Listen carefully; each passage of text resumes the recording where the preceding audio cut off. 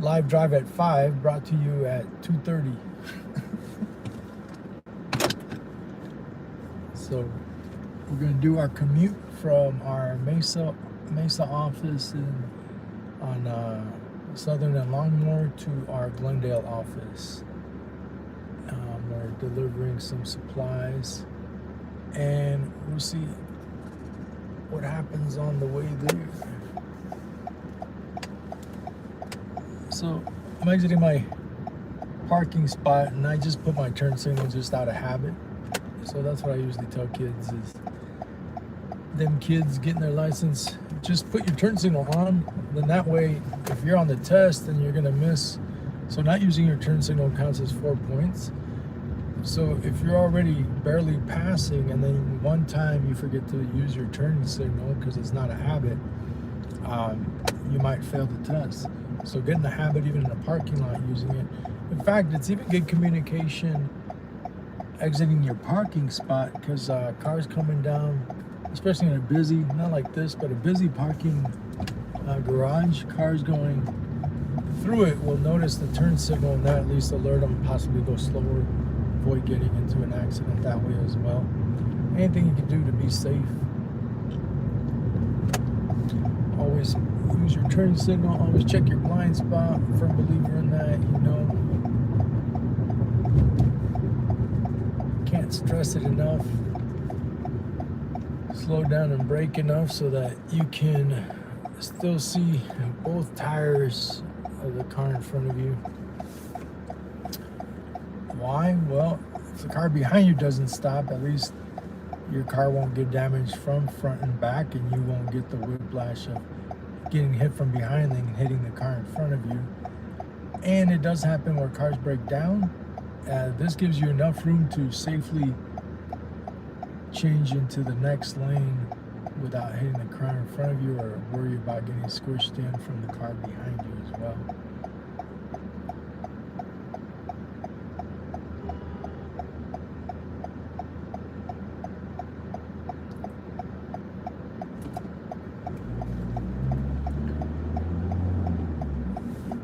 Always want to turn into the lane closest to you, unlike the car in front of me. It's just safer if you do.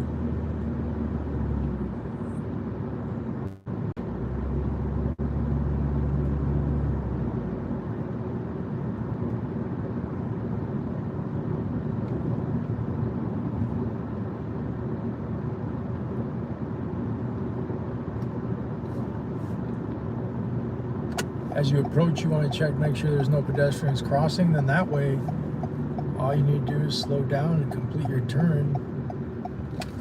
If you prepare ahead of time, then you're already to make your maneuver. You don't have to brake unnecessarily hard.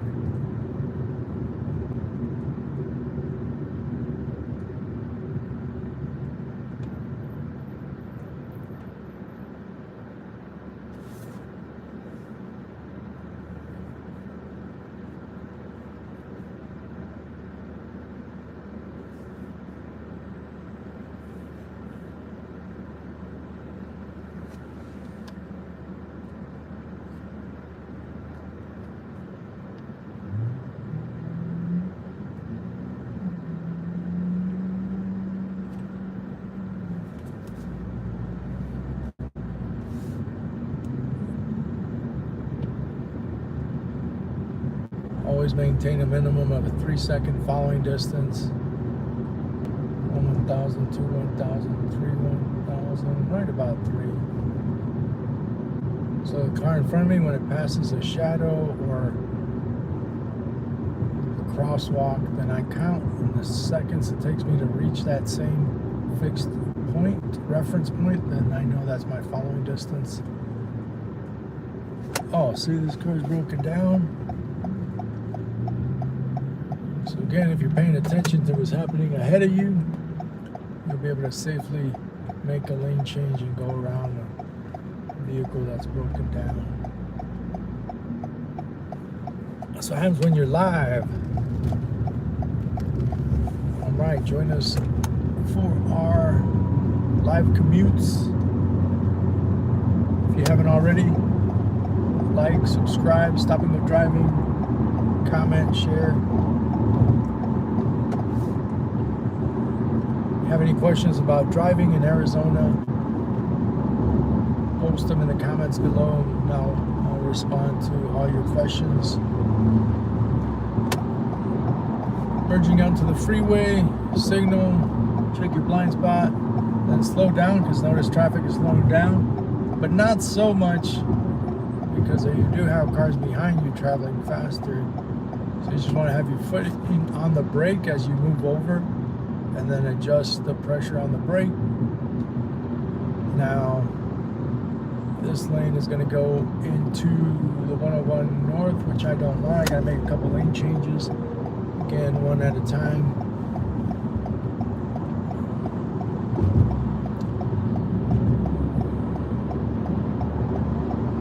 And then for each lane change, check your blind spot again.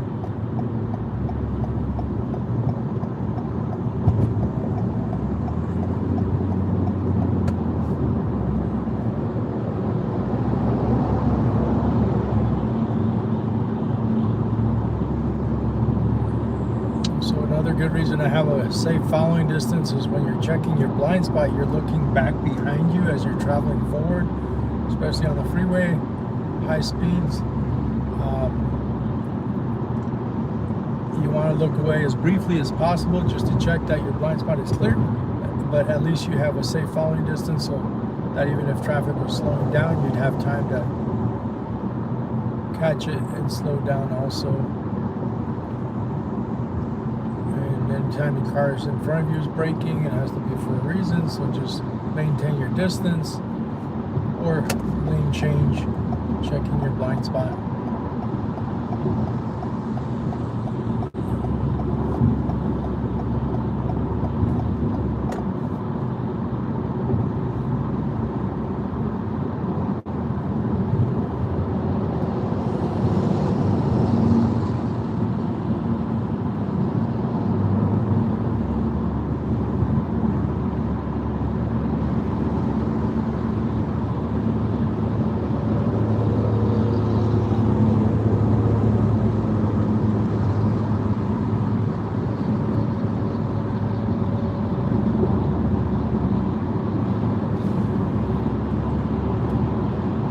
I'll take this opportunity to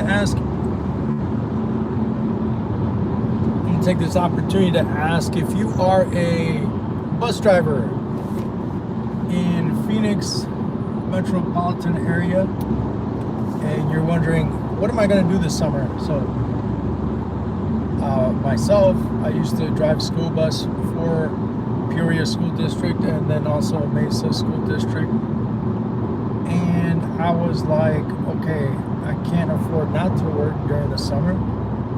So at that time, I found Stop and Go Driving School. They were training instructors, and it works out perfect because our peak season is the summertime. All the kids are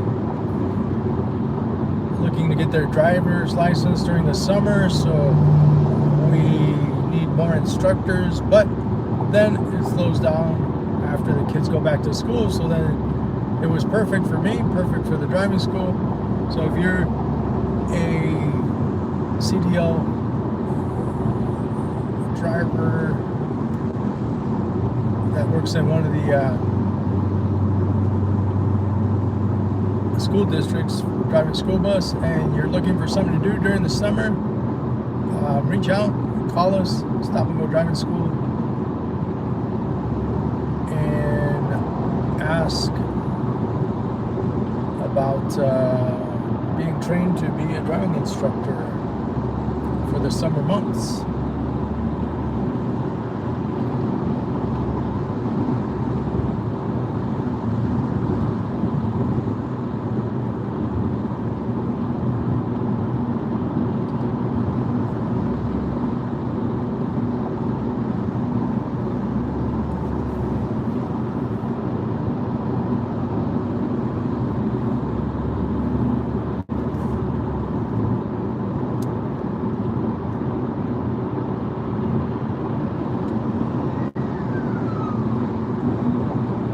Uh-oh. There's sirens.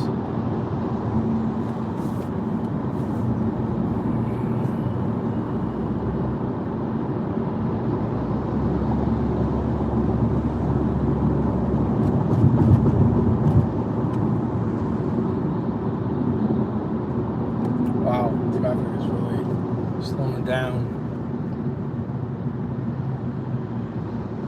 Usually doesn't slow down this far back.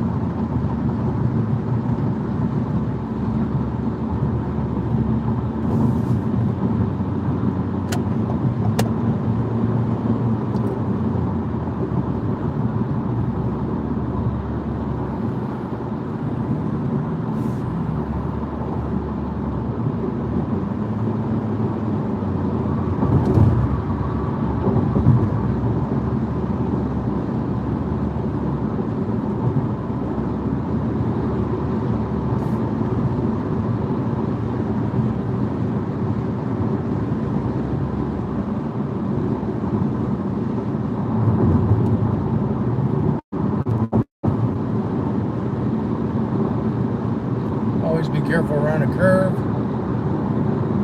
Look at the farthest point.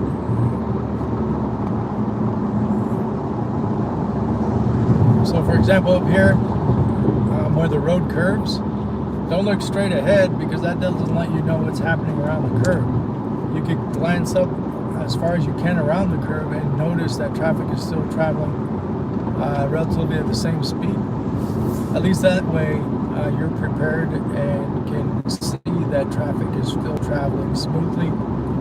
It would also let you know if it's backed up and you're going to have to slow down. Sometimes on the pavement you'll see these really bad skid marks where cars came around the curve, didn't realize traffic had stopped and had to slam on their brakes. This is all relatively new. So in other areas you'll definitely see them, especially around curves. Even the wall, the concrete wall, will have tire marks where they slammed into it. So again, around a curve, don't just look ahead of you, look at the farthest point that you can around the curve. Always be scanning ahead and always keep your eyes moving, looking around, looking your side mirrors, being aware of what other cars are around you so you navigate safely.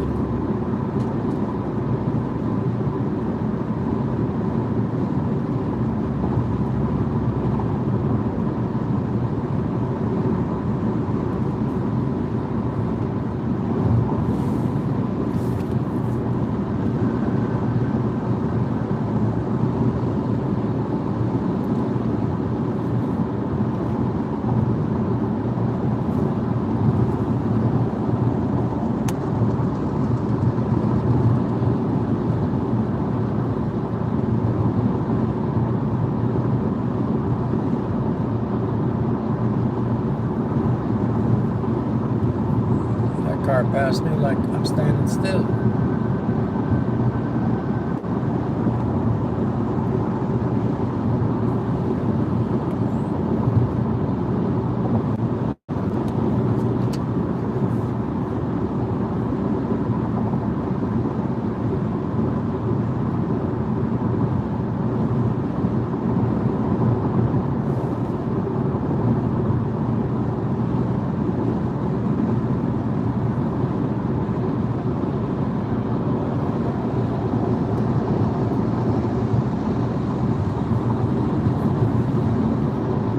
So always plan ahead, know what lanes you need to be in.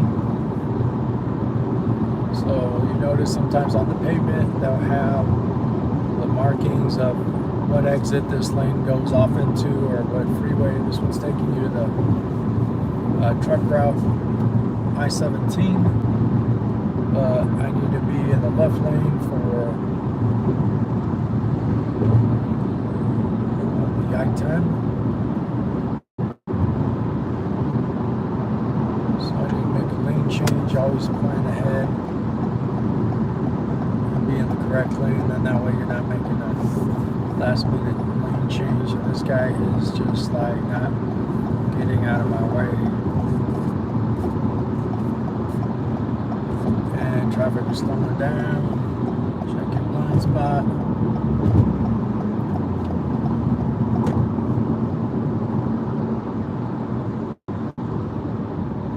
Now we're in for a slow down as we get into the city.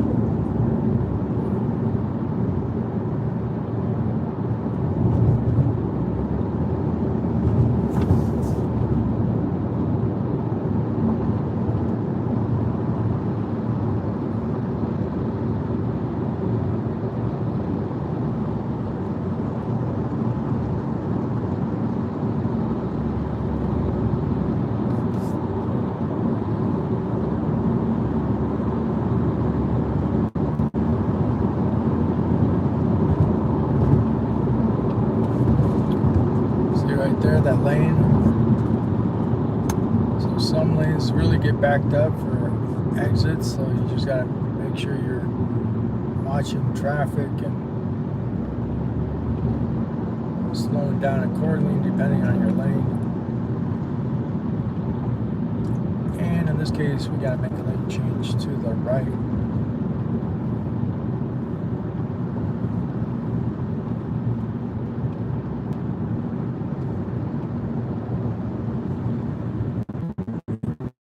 But I don't think it's 3 yet, so I can still hop in on the HOV lane, which I might do that.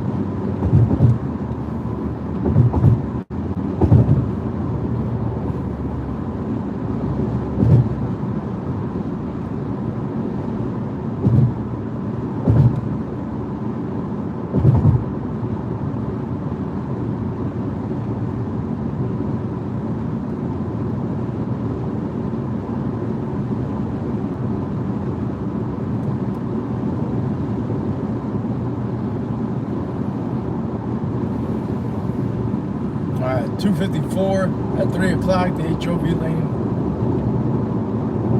becomes just that. So I gotta make my way over to the right lane, take advantage as much as I can. And that's it. Traffic is that bad.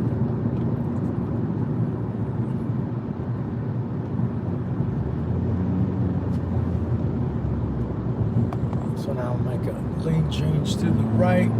Got a car just in my blind spot, but I think I'm gonna get in front of this van. So always use your turn signal, communicate with traffic, your intention of making a lane change, and then traffic is slowing down. So I'm just gonna keep going until I find a spot. So what I'm trying to do is like find a big gap, like right here, where I could easily move into where my speed is matching the speed of the traffic in that lane. And then I notice the van behind is moving over, so I just check my blind spot. And as that van moved over behind me, I just crossed over. And again, look ahead, because traffic is slowing down. Cars in front of you are braking, so slow down. Yourself some distance between you and the car ahead of you.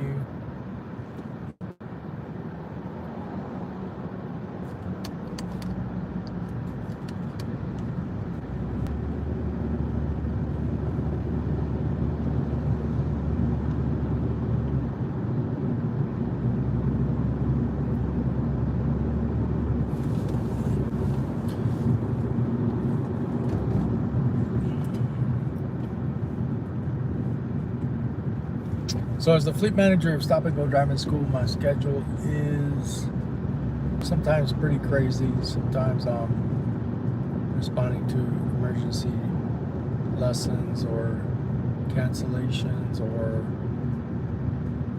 whatever it may be.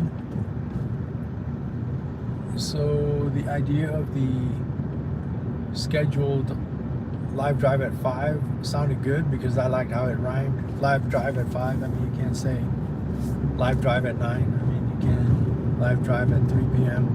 It just doesn't sound as smooth. So if you could come up with another good title, let me know. But what I think I'm going to do is just whenever I'm out driving, I'll do a live drive and then I'll post it at 5 p.m. for the following day, so you can see what my commute was like the day before, and if there's anything in particular that you found challenging. Unfortunately, the real live drive at 5 that I did did not get posted on YouTube. I don't know why. Like, it just didn't. They cut it down to like the first minute, and then when we started the drive, they didn't post it, so I'm still like, don't know why that happened, but that was like a really good episode. And I'm hoping my daughter can join me for another one. But yeah, I think I'll just do a daily commute drive and then post it at 5 for the following day. Because yeah, it's amazing what it's amazing what you'll see on a live drive and the different things that you'll find challenging, and anything in particular that you'd like me to make a video about here in the Phoenix area, any area that you've driven that you found especially challenging or confusing and would like to know how to navigate that the safest. Just like, subscribe, and comment below.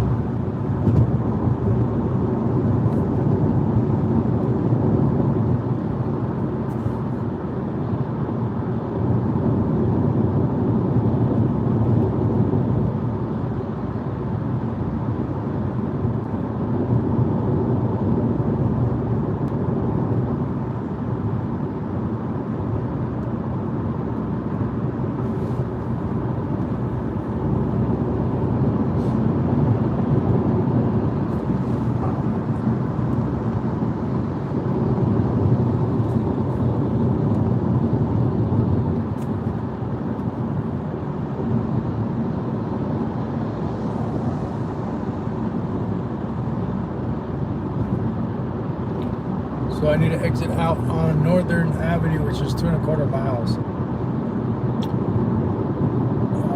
I think this is a good time to make that lane change because I see that car is trying to come around me. And up ahead, it was getting more congested. So again, planning ahead for your exits. I'll make sure you're in the correct lane, and a lot of times has to do with how much traffic is there. Around a curve, be careful. Even hover your foot over the brake, being ready in case traffic is slowing down. And again, notice the skid marks there on the pavement where a car came around that curve. Had to slam on his brakes. Again, always at this point, just hover your foot over your brake, being prepared, being ready to slow down and come to a stop if you need to. So notice when the truck in front reaches the shadow of the overpass, 1 1,000, 2 1,000, 3 1,000. So I got 3 seconds of following distance. Look at all these cars merging in. So again, you want to put your turn signal, communicate with them. There's a gap between these two vehicles. I'm going to try and take advantage of that so I can exit out. So then just adjust your speed and check your blind spot.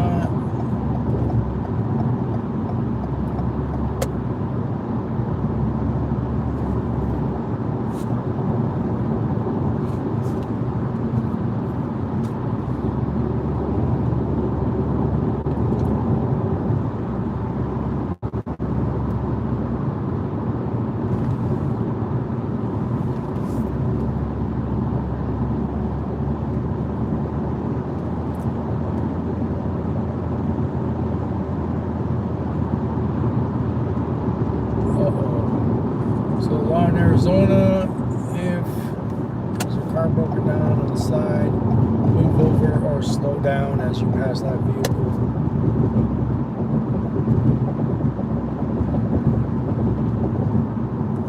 Got a red light up ahead, so start slowing down. More so as much as traffic is. Both lanes make a left turn, so I'm going to this one. And then just follow your guidelines around. Don't turn so sharp that you go into the other lane or turn so wide. They have guidelines on the pavement. Just follow those. Take you into your lane. And then you notice this lane merges. So again, signal. I'm obviously going to have to go in behind this guy with the trailer. And just make sure the guy behind is letting me in. He is.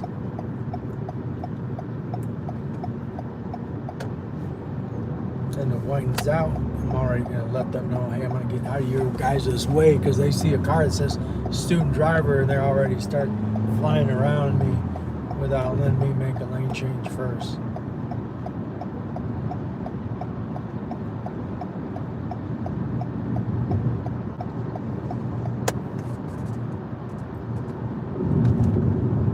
Always be careful around a curve.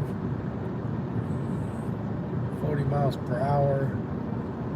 Anticipate traffic stopped or slowing down.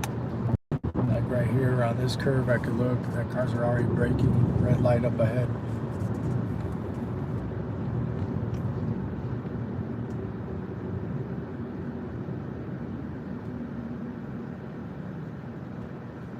Mosquito Squad.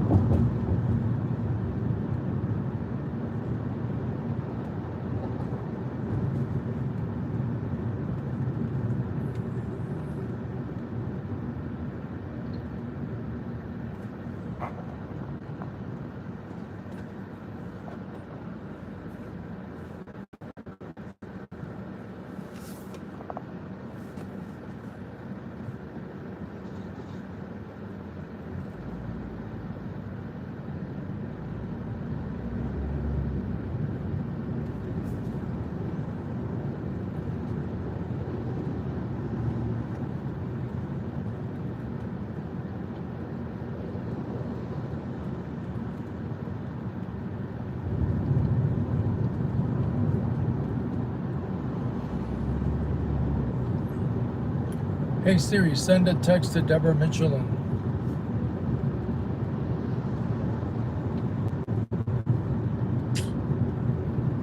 Guess not.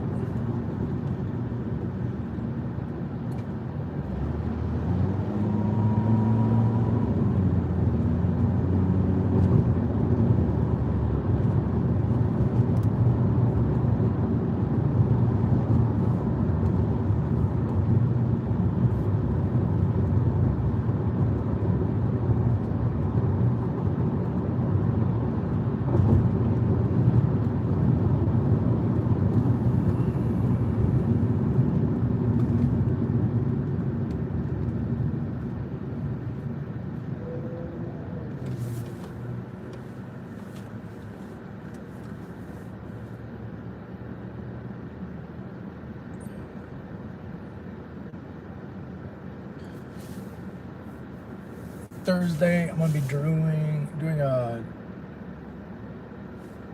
live drive to Glendale High School. I have a student I'm picking up there, so I'll start from where I'm at and do the drive to Glendale High School. So if that's a commute that you take,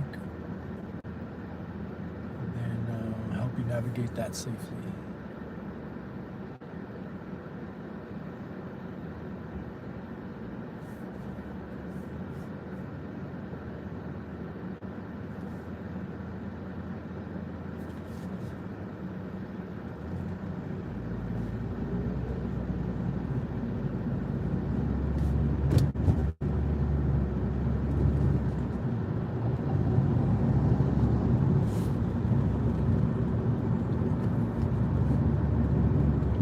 Speed limit is 40.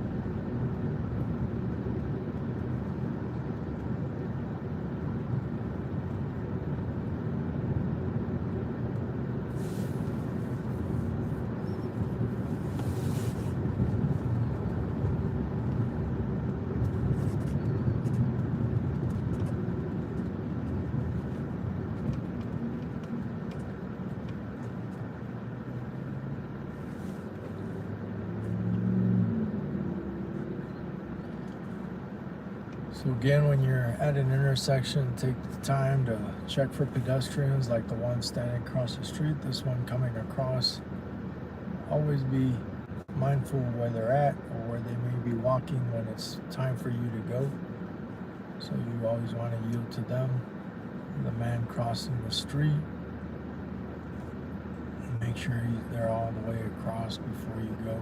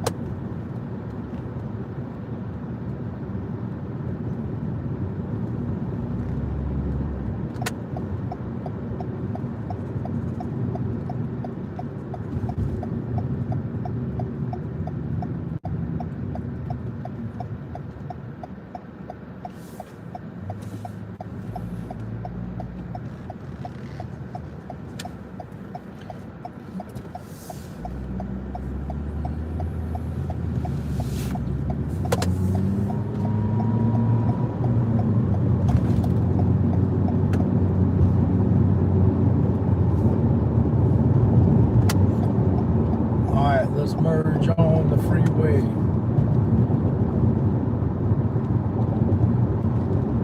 So you're trying to adjust your speed there. It's pretty low traffic right now, so speed limit 65. Turn signal on, then adjust to the car ahead of you. Click your blind spot. And once you merge in, then just reestablish your 3-second following distance.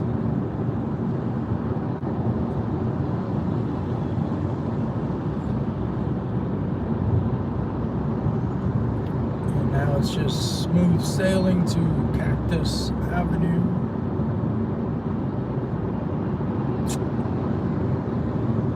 Cactus Road, I should say.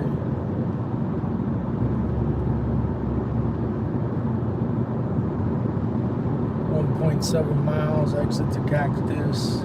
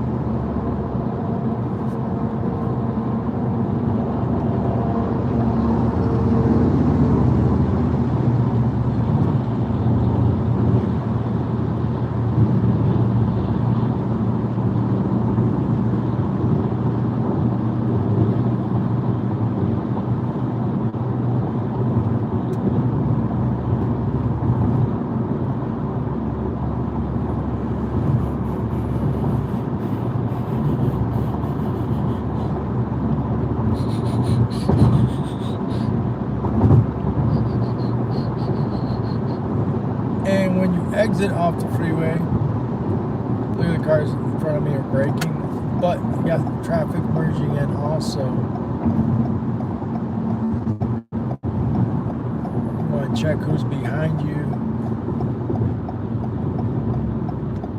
Make sure the car behind you is not exiting also. And then right now, there's no one entering. That car way back there. So it's a good time to check your blind spot.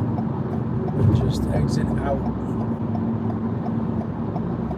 And then again, look ahead because traffic is slowing down considerably. So you're going to be still going 65 as you exit. Well, normally you would, but not when traffic is backed up like this. Notice that sign on the right, that frontage road, yield to ramp traffic. So that car should come to a stop because look, there's all this traffic exiting off. So yield means stop.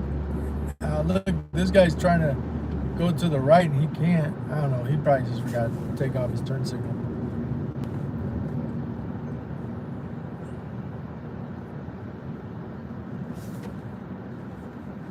Looks that way.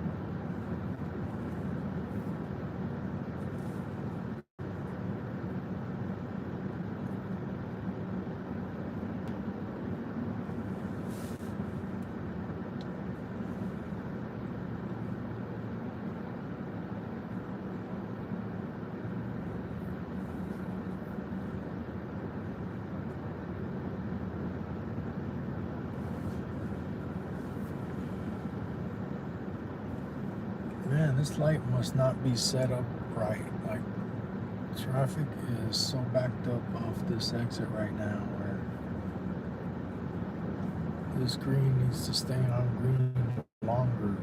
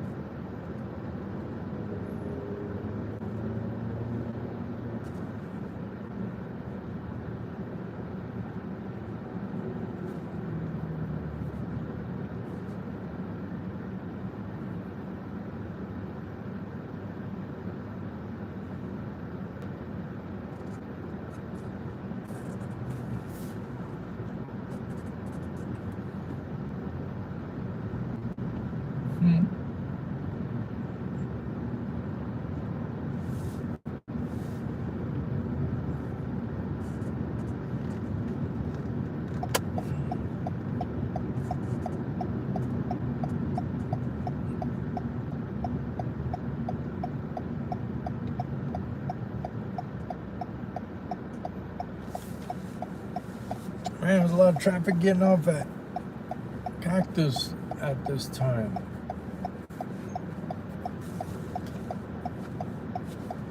Look, it's already backed up. I don't know if you can see. Like, yeah.